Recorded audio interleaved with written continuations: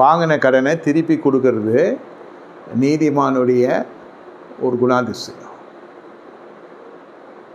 அதான் துன்மார்க்கனும் பகுதி கட்டுக்கிறோம், நீதிமானோ முழுசும் கட்டி முடிக்கிறோம். வாங்கிட்டு கொடுக்காததுக்கு துன்மார்க்கன், ஆனால் சொன்னபடியே தன் காரியத்தை செய்கிறவன் நீதிமான். நீதிமானோட குடும்பத்தில் கம்பீர சத்தம் உண்டாகும். நிறைய நீதிமானுக்குரிய அனுகூலமான வசனங்கள்லாம் வச்சு ஜெபிப்பாங்க. ஆனால் ஆழம் இதுதான், குணம், நீதிமானுடைய குணம் இருக்கணும். ஐயா எப்படியோ கடன் ஆயிடக்கூடாது, ஆயிடுச்சு, ஆனால் திருப்பி கொடுக்கணும், சோர்ஸ் இல்லை. கர்த்தர் தான் எங்களுக்கு ஒரு வழி திறக்கணும். கர்த்தர் நிச்சயமாக திறப்பார். ஆனால் இந்த இடத்துல எதிர்மறையாக செயல்படுகிற பொழுது விசுவாசிகளுடைய வாழ்க்கை நீதிமானாகவும் இருக்க முடியாது, முழு துன்மார்க்கனாகவும் மாற முடியாது. இது நடைமுறை, பார்த்துக்கொள்ளுங்க.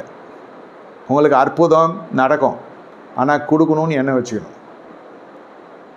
ஏதாவது சின்ன ஒரு துளி விஷம் உங்களுடைய உணவில் இருந்தால், ஒரு துளி தான் விஷம் நம்ம நினைக்கிறது இல்லை, பயந்து தூக்கி போட்டுடுறோம், ஏன்னா ஜீவன் போயிடும்.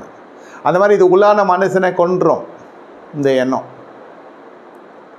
பார்த்து கொள்ளலாம், கர்த்தரை நோக்கி பார்க்க வேண்டும்.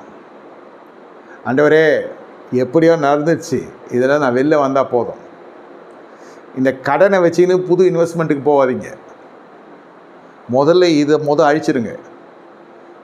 புதுசாக லேண்டு வாங்குகிறேன், பூண்டு வாங்குகிறேன், கடைக்காரன் இங்கே வயிறஞ்சின்னு இருக்கிறான், எப்படியோ தெரியாம மாட்டிக்கிறான் அவங்ககிட்ட. புது காரியங்கள்லாம் செஞ்சு அவனை வெறுப்பேற்றுற மாதிரி பண்ணுவான் நம்மால். ஏன்னா இதெல்லாம் சேர்த்து ஒன்று காசு இது வாங்கின கடன் கொடுக்குறியாளா, இவனை இந்த மௌனே அந்த மௌனேன்னு பேசுறதுக்கான காரணம்லாம் இதுதான். முதல்ல அதை அழித்து ஒழிச்சிருங்க. கர்த்தர் வழியை திறக்கிறார். நீதிமான விரும்புகிறக்காரன் அவனுக்கு கொடுக்கப்படும். ஆனால் விரும்பணும், கொடுக்கணும்னு. சுகத்தை விரும்புகிறோம், புருஷன் பஞ்சாதி கூட இருக்கணும்னு விரும்புகிறோம், பிள்ளைங்க நம்ம கூட இருக்கணும்னு விரும்புகிறோம். கடன்காரன் கூட இருக்கக்கூடாதுன்னு விரும்பணும். கடன்காரன் நம்ம கூட இருக்கக்கூடாது, கடன் இருக்கக்கூடாது. முதல்ல கடனை ஒழிக்கணும், அப்புறம் மற்ற இன்வெஸ்ட்மெண்ட்ஸு, உங்களுடைய ஃபைனான்ஷியல் அட்மினிஸ்ட்ரேஷன் மேனேஜ்மெண்ட்லாம் வேறு. இதை கூட வச்சுன்னு பண்ணிங்கனாக்கா உங்களுக்கு பெரிய பிரச்சனை ஆகிடும். பிள்ளைகளுக்கு தலைகுனியை உண்டாக்கிடும் இந்த செய்கை.